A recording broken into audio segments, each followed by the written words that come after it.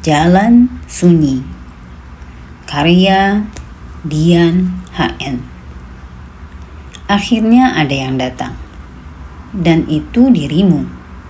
Seperti setengah harapku yang tak pernah berani terucap karena takut tidak terwujud. Aku bangkit, sebisaku menyambut dirimu. Penuh rindu, ingin kuucap sepatah kata terima kasih karena akhirnya engkau mengingatku. Batal. Engkau telah mendahului dengan sebuah pertanyaan sambil menatapku tajam. Kenapa, katamu? Pertanyaanmu itu berdentam-dentam di kepalaku, seakan dengung ribuan lebah yang bergema berulang-ulang. Rasanya aku ingin tertawa sekaligus menangis. Akan tetapi di depanmu aku hanya bisa diam tanpa jawaban, hanya menarik nafas, memejamkan mata, memilih dan memilah kata mana yang bisa mewakili segala rasa. Tak bisa-bisa. Sulit sekali menjelaskannya agar engkau memahami kenapa. Ingin rasanya aku pinjam jasadmu, lalu kupinjamkan jiwa ragaku untukmu. Barangkali itu cukup sebagai penjelasan atas pertanyaanmu. Biar engkau bisa melihat ingatanku, ingatan tentang saat itu, saat dirimu dan laki-laki yang kupanggil ayah itu saling berteriak di dekatku. Saat akhirnya atap yang tadinya menaungi kita bertiga menjadi berbeda. Sepenuh sayang, sekejap menghilang. Aku ketakutan. Aku kesepian. Aku tak mengerti. Saat itu masih 5 tahun umurku. Kau ingat? Kalaupun lupa, tak apa. Bukankah sudah biasa hal-hal tentangku dilupa? Terkadang aku bertanya-tanya, mengapa aku harus ada di antara kalian? Di sebagian yang sangat kecil dari masa kecilku, kalian selalu meyakinkan bahwa aku sangat dicintai dan diinginkan. Kalian tunjukkan luasnya cinta, seolah selamanya. Sebentar, namun segar di ingatan. Lalu lindak mendadak. Entah cinta yang menyusut, entah mungkin sebenarnya hanya semata di mulut. Pun ketika kalian mengatakan kalimat ajaib yang saat itu tak ku mengerti, bahwa kalian telah memilih jalan masing-masing, aku masih saja percaya bahwa tak ada yang berubah. Aku tetap ayahmu, katanya. Aku tetap ibumu. Cuma kami yang berubah. Kamu tetap disayangi, katamu. Aku percaya itu. Aku anggap ketidakhadirannya lagi di setiap hari-hariku hanya seumpama biasa, tugas di luar kota yang butuh waktu lama. Aku masih melihatnya datang sekali waktu dan menganggap itu sebagai pengertian ayah pulang. Ayah pulang meski hanya beberapa jam. Tapi sebetulnya apa itu bisa dikatakan pulang? Dia tidak pernah menemuiku di rumah. Tempat di mana aku tinggal tidak lagi menjadi rumah tempat dia pulang. Jika aku bersamanya, dirimu tidak bersamaku. Jika aku bersamamu, dia tidak pernah bersamaku. Tapi setidaknya kami masih bertemu, masih bisa melepas rindu, masih bisa mengatakan pada kawan-kawan sekolahku, itu ayahku. Seperti ketika engkau yang menjemputku sekali waktu di sela sibukmu, kuteriakkan pada mereka, itu ibuku. Tidak peduli tatap aneh kawan-kawanku yang masih pakai kaos kaki warna-warni itu, aku masih senang. Setidaknya seperti mereka, aku juga punya ayah dan ibu. Meski tak tinggal bersama, seperti keluarga mereka. Ya, setidaknya mereka sedikit segan mengganggu saat kalian ada. Itu saja. Juga ketika akhirnya dia datang dengan membawa ibu baru, meski aku tak mengerti mengapa dia harus jadi ibuku, padahal tak pernah melahirkanku. Aku merasa ada yang hilang. Aneh ya, ibuku bertambah satu, mengapa aku makin kehilangan dan kesepian? Kenapa juga harus bertambah? Sedang aku merasa satu saja cukup sebenarnya untukku. Perlahan aku tahu mengapa. Mengapa aku justru kehilangan dan makin kesepian. Karena kini matanya tidak hanya melihat kepadaku. Ada ibu baru dan disusul adik-adik kecil asing di sisinya. Padaku, dia tak lagi punya waktu. Ibu baru, dia seorang wanita yang juga harus kupanggil ibu hanya karena dia menikah dengan ayahku. Bukan karena melahirkan, merawat, mendidik, dan menyayangiku. Kau ingat? Kau memelukku yang berdiri terpaku di pintu menanti kedatangannya yang semakin tak menentu. Katamu, tenanglah, semua akan baik-baik saja. Aku akan selalu ada untukmu. Aku ibumu. Cintaku abadi. Kasihku sepanjang jalan. Saat itu, tanganmu masih punya waktu untuk mengusap air mataku. Masih memegangiku hingga aku tak jatuh. Saat itu, meski aku merasa tak lagi punya ayah, walau bukan seorang yatim, aku masih merasa bahwa aku punya seorang ibu. Ibu, dirimu. Aku mempercayaimu saat itu. Aku percaya kasihmu untukku sepanjang jalan dan takkan pernah berakhir. Aku lupa bahwa ada banyak jalan yang buntu, seperti kasihmu padaku yang menjadi jalan buntu meski baru sedikit jarak yang berlalu. Pada akhirnya, kau menemukan penggantinya. Seseorang yang membuatmu bahagia, katamu. Ya, sepertinya engkau benar. Kulihat lagi senyum di bibirmu yang selama ini lenyap. Dan padaku kau seakan lupa. Perlahan-lahan. Lalu benar-benar lupa.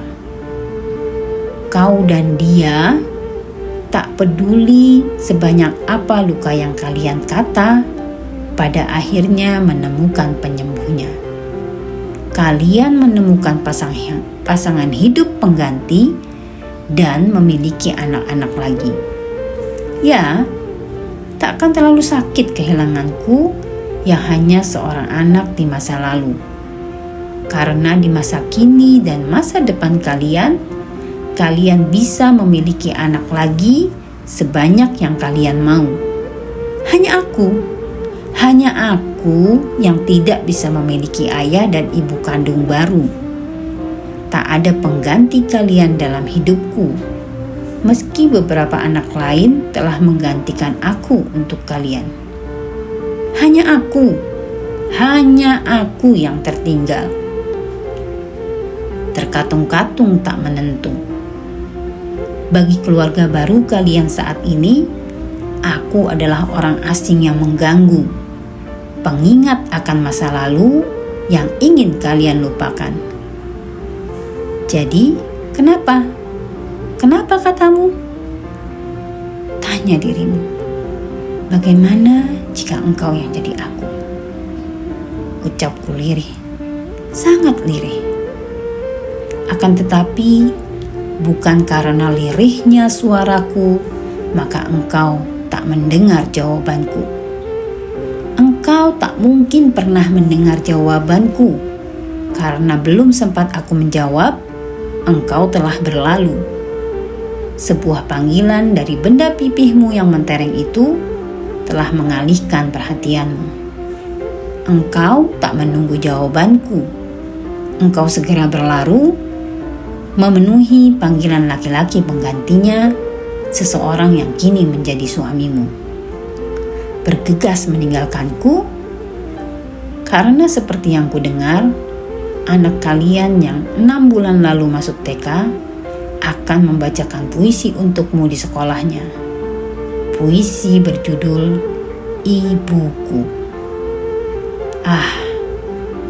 Aku tertawa tanpa suara dengan iringan derasnya air mata. Kupikir engkau bukan tak menunggu jawabanku. Akan tetapi pertanyaanmu tadi hanya sekedar basa-basi pembunuh waktu. Aku meremas selembar kertas yang tadi kusimpan di bawah bantalku. Kertas yang juga berisi puisi untukmu.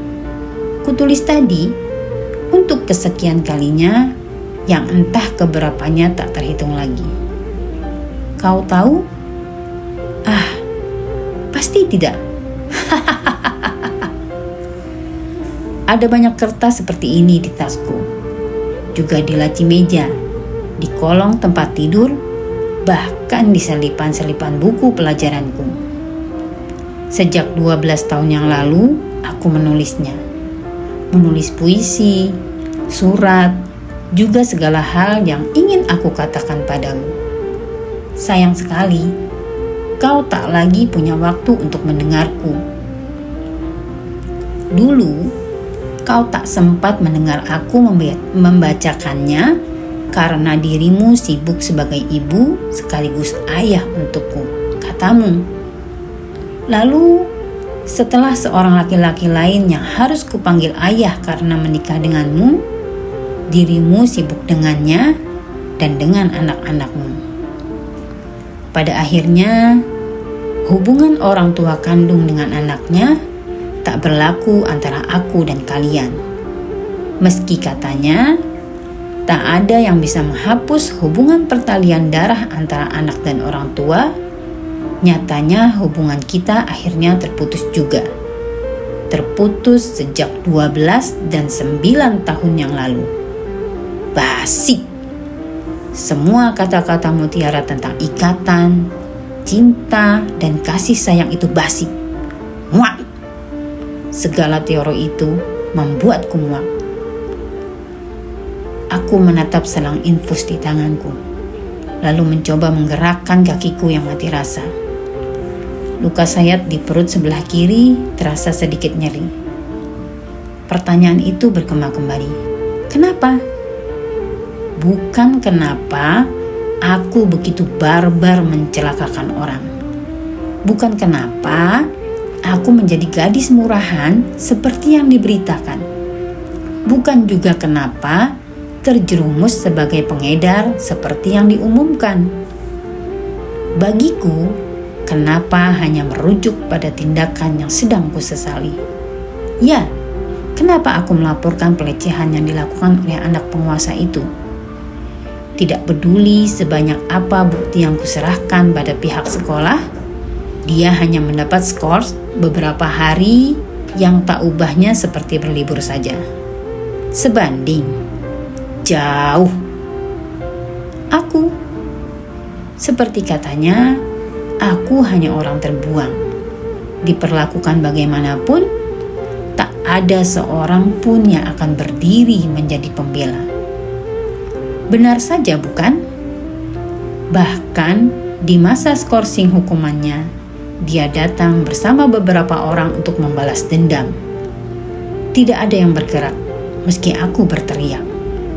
Bahkan dirimu tak mengangkat telepon saat kuhubungi berkali-kali. Aku sendiri, meski punya 2 ayah dan 2 ibu, tapi lebih miris dari orang yang yatim piatu. Sebelum itu pun, kalian tak lagi mau tentang hidupku. Apakah engkau tahu aku menyesal?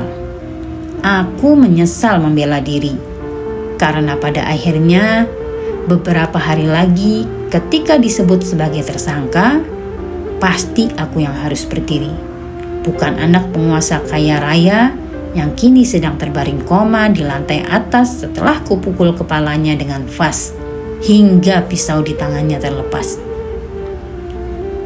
Harusnya biar saja pisau itu menusuk. Meski mayatku tak diketahui hingga membusuk, setidaknya semua akan lebih cepat berakhir. Saat ini tak ada yang percaya aku hanya membela diri. Bahkan tidak juga dirimu, orang yang pernah melahirkanku. Kau hanya bertanya kenapa, bahkan tanpa menunggu jawabannya. Dari sorot matamu, aku tahu bahwa engkau percaya. Engkau percaya pada mereka, pada semua kabar yang sepintas kulihat sudah viral beredar. Bahwa aku yang murahan demi uang, lalu menganiaya korban yang sebenarnya tersangka. Lebih berat lagi, karena di tas lusuhku saat itu ada narkoba. Barang haram yang entah dari mana dan entah kapan ada di sana. Akulah kini tersangkanya, seperti di berita. Karena kebenaran berita adalah milik si pengendali medianya. Bukti bisa dicari. Jika tidak ditemukan, banyak cara untuk mengarangnya sendiri. Tidak bisakah kau kembali? Sebentar saja. Temani aku.